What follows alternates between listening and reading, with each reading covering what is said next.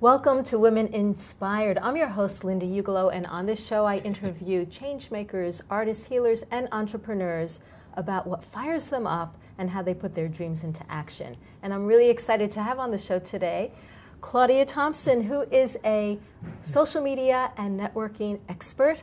Welcome to the show. Thank you so much, Linda. Thanks for having me. So, how did you become a social media and networking expert? What's your story? What's the background here? Well, I'm also in sales, as you know, and I've been in sales for 15 years, and I started selling copiers, which was like not very sexy, sort of a difficult thing to do. And I had asked the top rep at my company, you know, how are you so successful? She was the top rep in the whole nation, and she said all she did was network. And I said, I think I could do that. I think I actually, you know, what I had come to discover later was that I had been networking pretty much since I was 5. So I took that, and as a result, I had many different, I won a lot of awards over the years. It's been really great for me. And, like sales awards? Sales awards, like President's Club, trips, you know, and it was awesome. It was just really great. And that was all from building relationships. So as I saw that, people kept telling me, you should do your own business, or, you know, can you come talk at this school, or can you speak on this panel? And I found that I really enjoyed speaking and teaching. So that's how the business sort of grew organically from that. That's fantastic. Yeah. And you are also a regional launch director for BNI, which is Business Network International. Yes. And those are the small networking groups, right? Exactly, yeah. So what makes them unique is that they're one seat per profession, per chapter. So we have 99 chapters here in Massachusetts, and I'm actually working on launching the 100th one in East Boston. So all eyes are on me right now in all of BNI, actually. So, but in BNI, Massachusetts, we're hoping to have that 100th in the next couple of weeks. So it's exciting. Wow. So you not only are good at networking, but you're good at helping others do networking. Absolutely. Yeah. Yeah. I think so. I just love doing it. I just love helping people build their businesses by building relationships. So, Well, that's such a, you know, it's an eye opener for people, I'm sure, because just like you said, how do you do so well to your colleague? And she said, I just network. Really? Is that all? Yeah. But networking isn't so easy for people, is it?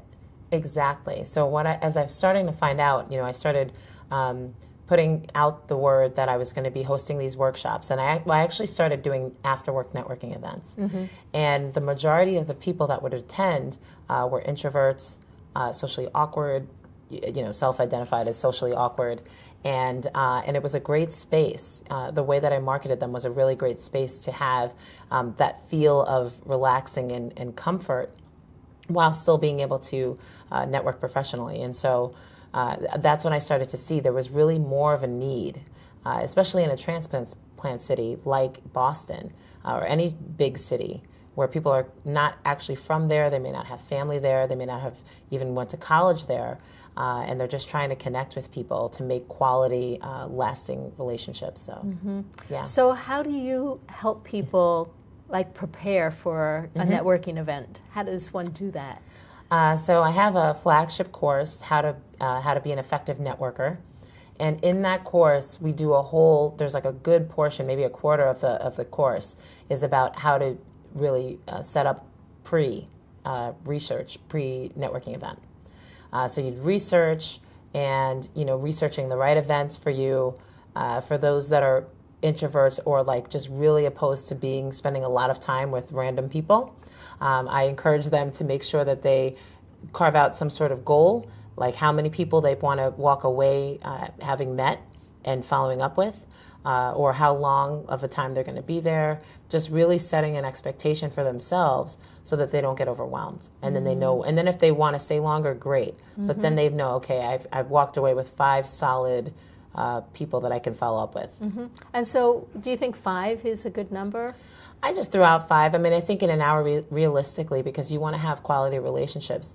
I think we've all gone to networking events where someone just hands out their cards before you even get to know who they are, and they throw them in your face, and they often end up either, you know, in your car or in a desk drawer somewhere at home. So I think it's important to make sure that you're, you know, giving yourself the time to, it's a lot. A lot of us need, you know, a babysitter, or you take off early from work, or it's just a lot in general. Or like myself, as I get older, I really appreciate going to bed earlier. So, so if I'm going to go out, it has to be worth it. So I think giving yourself a goal of 5, or if you're at something for like, you know, 2 hours, 10 conversations, but it depends. Yeah. I tend to, I notice, talk with less people for longer periods of time. And I often find it difficult to know how to like transition out of a conversation. Yes. What do you recommend for that? Yes, so I call that the skillful exit and skillful intrusion. So a lot of times, sometimes you'll walk in, if you've shown up a little late to an event, and you'll see groups of people together, and you don't know really who to go up to, or if it's okay to interrupt the conversation or join the group. So I encourage people to make sure that they, you know, just, I tell people, especially if they've paid for an event or they signed up for a networking event, everyone's there to network. So I don't find that anything is really rude per se. If, you know, cutting someone off, that those types of things are rude. But I think, you know, asking, do you mind if I join your conversation, or you know, I'd like to know, hey, what does everyone do? I think that's perfectly fine, given that you're all there to actually network. The exit is a little tougher, because people don't want to be mean or perceived as mean or disrespectful. So a lot of times what people will tell me is that they'll say, oh, I'll be right back, I'm going to go get a drink, or I'm going to go to the bathroom. But really, they're just trying to get away. And I just let people know, well, great, it was awesome talking with you. I'm going to continue to work the room and get to know people and do some more networking, but it was awesome connecting. And I think that that's perfectly fine. Yeah, and it's honest. It's and just genuine, honest. yeah. So then you don't feel awkward when you bump into them across the room again. Right. You know, like 20 minutes later. Yes. Or you're trying to avoid them, or you just leave altogether. Yeah, so I think it's just good to be honest. It's refreshing. I got a question from my audience who was wondering about physical disability. She has hard of hearing. Yes. And it's difficult for her to hear in a noisy place. She already needs to like watch people's mouths to gain understanding, and her vocal articulation is not the best. And she was wondering, what do you recommend for somebody in her situation? I think it's good to take it out of the space and to be upfront. Again, just to be direct. There was a woman that I knew that would say she would just give a gesture if she wanted you to raise your voice, and she would say, "I'm deaf in this ear," or I'm legally hearing impaired. Just communicating that if it is an issue, but you still want to, I don't think it should hinder you from going out to events. But I think if you're just communicating and being really honest in a way that doesn't have people feeling like they're insulting you, or I think it's fine. I think it's better. You know, sometimes if without some sort of apparatus, you know, like a hearing aid or an implant, and they can't see, clearly there's something there. But I think if that's not the case, I think just communicating it is perfectly fine, and being honest. And I say the same thing for people with accents. If they can communicate, if it's a problem for them, just acknowledging I have this accent, so let me know if you don't understand something that I'm saying. Just communicating that, I think, is important, especially having two parents with accents, I think. Yeah, I think it's important for sure. Yeah. I'm also thinking for this person that maybe scoping out the space and seeing if there are areas that are less noisy, and like what, and that kind of brings me to a question, like what about like planting yourself in one place versus working the room? Do you have? Well, I think if you have those accessibility concerns, that yes, then maybe, I mean, I'm a person that like will typically go to an event early, especially if it's downtown and you're driving, you want to find parking and figure out, sometimes it's not as easy to figure out what is happening, as far as logistics go. So if someone needs special accommodations, calling ahead is helpful to ask, okay, what is the event like? Emailing the organizer, also calling the venue, those types of things to prepare yourself I'll give an example. So I'm allergic to gluten and dairy, and I don't eat meat. So it's not really easy to, some would say, I think it's easy to eat with me, but it's not as easy. So I constantly have to bring stuff with me. I have to call ahead if my friends want to have dinner. I have to call the menu, call the place ahead, check the menu, ask them, even if I see a menu, I still make sure so that there's no question when I get there that everything is good to go. So my friends are often surprised at how fast I can order, even though I have all these restrictions, but I'm always planning ahead. So I think it's important to do that, especially if you have those needs, those accommodations. That's a great idea. Yeah. Yeah, because people tend to just kind of react to, oh my God, there's nothing here to eat, but you exactly. Well, especially if there's an accessibility issue as far as a physical limitation. Is there a ramp? Is that you really being responsible and finding out what it is to make sure that you're accommodated. And once you're in this space, like, what is your take on somebody just sitting down at a table and letting people come to them versus walking around? I mean, what did you go there for? You went there to meet new people, and sometimes people will not walk up to you. The other thing people do to feel safe is they come in groups. They'll come, go with colleagues or friends, and then they end up just talking to each other. I mean, you could have done that at home for free in your pajamas. You guys could have just hung out at the house, right? So I think it's important to know, again, set an intention and make sure that you set yourself up so that way okay, I'm going to make sure. I think that's why the goal setting is important. This is my intention of what I plan on getting out of this, and this is how many people I plan on having a conversation with. And I think that will allow for people to get out of their comfort zone. Right. Yeah. Now I know from my own experience that when I first started to network, I was really confused about how much to say, how much not to say. Now I have this idea that I'm not trying to look for sales or clients per se. I'm thinking about making connections that may down the line lead to referrals. Yes. And that kind of helps me feel less attached and kind of desperate. Oh, I'm looking for, I need to get a client tonight, or, and I feel like people probably pick up on that energy. Do you agree with that? Do you disagree with that? So it's kind of to the point of what I said before, people handing out cards without even talking to you. You expect me to buy a car from you or get a life insurance policy, and I don't even know your name. You network with the intention of building relationships and a solid foundation. There's no way that but it's very unlikely that someone is going to buy a home from a realtor that they just met at an event, that just walked by. It's going to be, there may be something there if they have a personality and something clicks, maybe, but it's very unlikely. They're going to have a follow-up and get to know them a little bit more and spend some one-on-one time with them to understand. It can get done, I'd say, in 2 meetings minimum, but it still takes that second follow-up and building the relationship over time. Right. Yeah. Right. And what do you think about elevator pitches? Oh, they're awesome. So yeah, I think people tend to want to tell, especially these days, people do I'm an app developer and I went and design websites and I teach yoga. They want to say everything, and I think it's fine, even if you just said those things and that's it.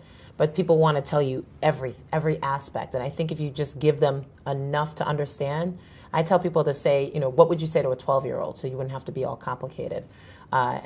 Scientists tend to do that, or engineers. They say, I do this, this, and this, and they use all this jargon. Or lawyers, lawyers wouldn't typically use all the jargon with you. So you think about, what can I say in a way that everyone can understand? And I think to keep it succinct is really the key as well. Yeah. Yeah. I was traveling last month, and I met up with someone who I knew online. I'd never met before, and her partner, and I asked, what do you do? And he said, well, I'm in gambling. And I thought, what a great answer, because he piqued my interest. Yeah. Yeah. So I wanted to ask him more about it, rather than what do you do, and then blah, blah, blah, blah, blah, blah, blah, blah, blah, blah, blah, and you're kind of you've checked out. You check out, exactly. But I think there is a gift in just giving a little bit of information. If someone is interested, they're going to ask you more. Exactly. Yeah, something like really creative and fun. I love these like really cool titles that people are giving themselves these days. Like what? I don't like dream deliverer, and really And then someone can say, well, what is that? Yeah, it could be anything. That's I think I've heard like financial planners refer themselves as that, or a real estate agent. Like the one that's gonna make your dreams come true. So you ask the questions, and it's intriguing, and it's a way that they can speak from their commitment rather than a commodity. So I think that is like definitely if you can grab onto just very little, like you said, and you want to know more. Well, now I have to ask you more. Yeah, really. Yeah, yeah, exactly. For sure. Yeah, and it makes the conversation much more fun. Absolutely. Yeah. Yeah. Because I know at first I felt like I had to give all of my information too, and I could see people are checking out. Yeah. Now, sometimes at networking events, there's like if it's a small size, the organizer may have people go around. That's scary for a lot of people. Yeah, I think warming people up. I mean, so BNI does that, right? Everyone has an opportunity to give a weekly presentation, they call it, which is a pitch, essentially, a commercial. And it can be, I think, maybe setting an expectation when you put the event out. We're going to just go around or giving people the opportunity to pass, but letting them know, seeing it as an opportunity. Like, you can say as little as just your name and your company, what you do, or your tagline or something. I think if you're going to give people like 30 seconds, because some people tend to go on and on, I think it's important to also give a time, have a timer or something, because if people typically go on and on and on, you don't know when to cut them off. Now the time has passed, and anything else that you wanted to get done isn't going to get done. So I think it's good to like cut people off at a limit, and then some people can just say 1, 2, 3 things, and that's it. Yeah. Now, if I've been to an event where the organizer was actually several times where the organizer wanted to help people connect more and asked people to share, well, what are they looking for? What kinds of things is like okay to say in that kind of? For the person that's being asked? Yeah, or when if it's your turn to say, you say what you do, and if you're supposed to also say what you're looking for. Yep. Like, do you say I'm looking for clients, or do you say I'm looking for referrals, or like what's the proper thing to do? Yeah, I think again, it's fine to be direct. I think if asked, well, who are you looking to work with?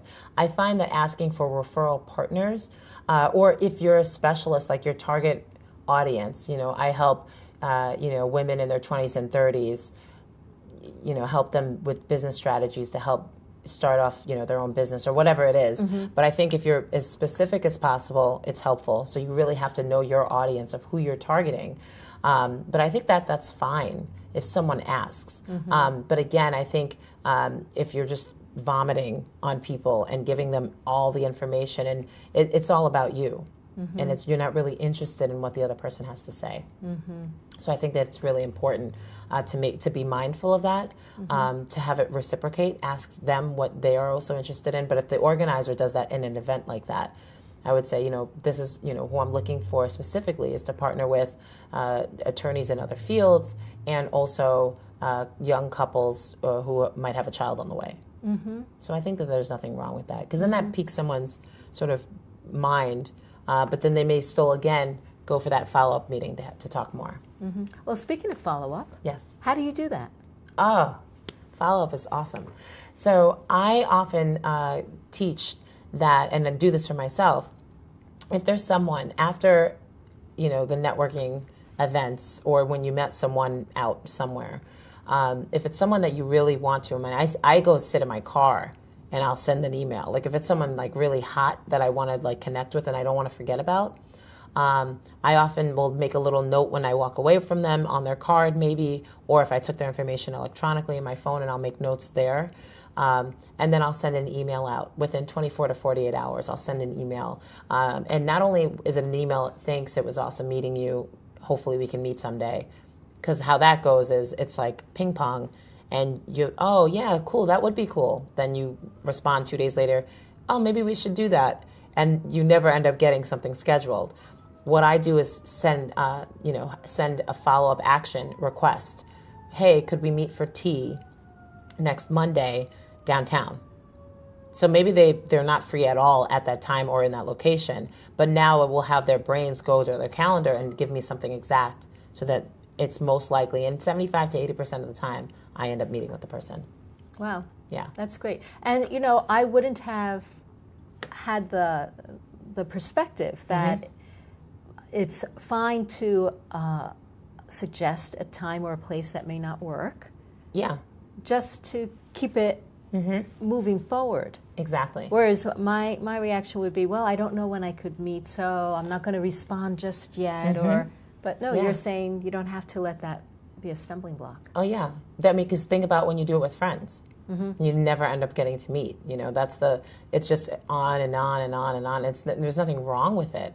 But if you're actually interested in moving something forward and building and developing a relationship, you have to show that you're serious. And for me, that is all inside of like auditioning for my trust to get a referral. So if they follow up back pretty quickly, if they show up on time, all of these things tell me that they're also interested and that it will be a potential great partnership in the future. Yeah. Did you ever have an embarrassing moment networking? Oh, so many. Let's keep it clean. I think, God, probably in my 20s, I really was just all over the place. And I think, maybe someone I met at an event, and then when we met for a follow-up, they thought it was like a date. Yeah. So I think usually, guys would I was like, I was all excited to like meet someone because eventually maybe they'll do business with me. So I think I was a little green in some senses. You can't assume anything, but I think at the same time it's important, and I do teach this especially with women, to keep yourself safe, to be really anybody, even men, because you just never know who you're meeting these days. So I just communicate, make sure that you're meeting in a safe space, public, and maybe letting someone else know that you're going to be there. But it was very awkward, and he thought it was a date, and it is awkward. I was just like, and I rushed out of there. So yeah. But it's helpful to know that, there are mistakes to be made and lessons to be learned. Absolutely. Yeah. Absolutely. Well, I love to have my guests pull a card from this box of, different ideas, attributes, strengths, and just see what comes out and what you have to say about it. I'll do. Where's it going to be? Which color? This one. Ah, perfect. Procrastination. Yes. Okay. So you want to know what about that? Yeah, like how would procrastination relate to this, and what could you say about it? Oh, goodness. Yeah. I mean, in everything that I do, in sales and networking, like I mentioned with the follow-up, like I got to get to this person. I got to get to this person. Because I also do teach classes on managing your time and being productive. And if you let time pass, you may have missed out on an opportunity. Definitely a mistake that I've made in sales is letting something sit too long. I've made a great connection. Someone told me to talk to someone.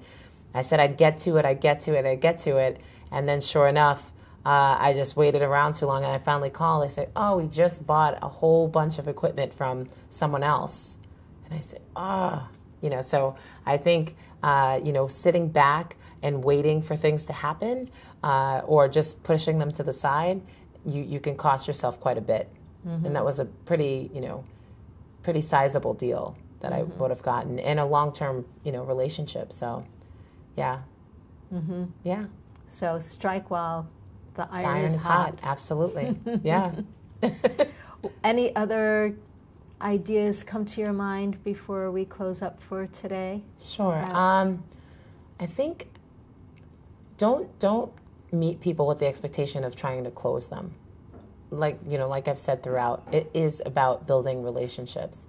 And it really is. And people can see through. It's funny. You think that no one can see, but people typically can tell when you're in it for yourself. So I'd say too, with the following up, when I put in that email is how can, let's meet so that we can learn more about each other's businesses and how we can help each other. So that's I think the thing that why I get so many responses back is because it's not about hey, you said that you'd give me this person to meet so that we can do a deal together. So I think I think that is the key. Really, don't make it about what you can get from that person, because you'll get it back. If you give, you'll get it back somewhere, whether from them or someone else. That's beautiful. Yeah, thank you. Thanks so much for coming on. How can people learn more about you or connect with you? Yeah, so I'm on the Twitter and Instagram and Facebook, all Claudia Connects. So those are great places. I stay pretty live, but Instagram, my stories are pretty funny, I think, or they're there. So you can usually keep up with me there. And you can also send me an email. I'm partnering with Boston Speaks right now. So Claudia@bostonspeaks.com is a great way to connect with me as well, if anyone has any inquiries. That's fantastic. Yeah. Well, I've never done or watched Instagram stories, so I'm going to check you out there. Oh, they're so fun. You're going to love them. You're going to love them. Okay, I'm looking forward to that. Yeah. Well, thanks so much, Claudia. Thank you. So thanks for watching our show today. I hope you got a lot of good value from this. And if you are finding that you are feeling a little bit nervous about networking or making a video or getting in front of a crowd to speak, I have a free download for you that's 10 ways to overcome your fear, which you can get at lindaugelo.com/blueprint. Wishing you the best, and tune in to the next episode.